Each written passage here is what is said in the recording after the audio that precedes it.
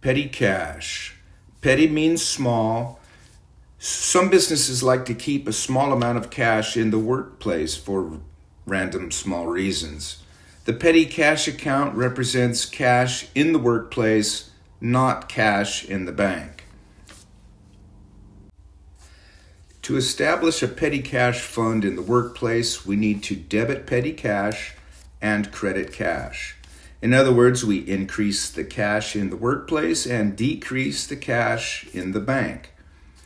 This journal entry is rarely used. It is used to establish the petty cash fund, but it could be done again in the future to enlarge the fund, or to reduce the size of the fund, or to eliminate the fund and put the cash back in the bank. The journal entry to replenish petty cash is done as often as necessary.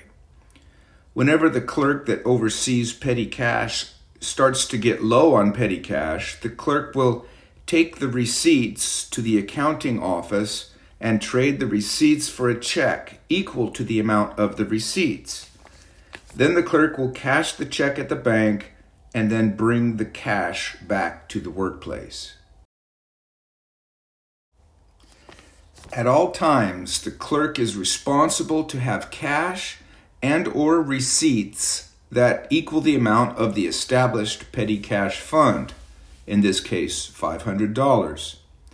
However, sometimes cash might be lost. For example, let's say that the receipts add up to $448, but there is only $50 in petty cash instead of $52. That means that $2 is missing. As a rule, petty cash should be replenished by an amount to bring the fund back up to the established level, $500. So in this case, the clerk would give $448 in receipts to the accountant, and the accountant would give the check for $450 to bring the petty cash fund back up to $500 balance.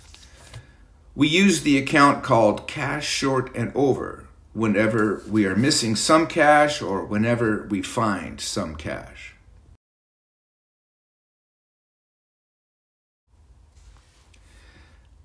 There is a common mistake. When replenishing petty cash, do not credit petty cash. Rather, you should credit cash.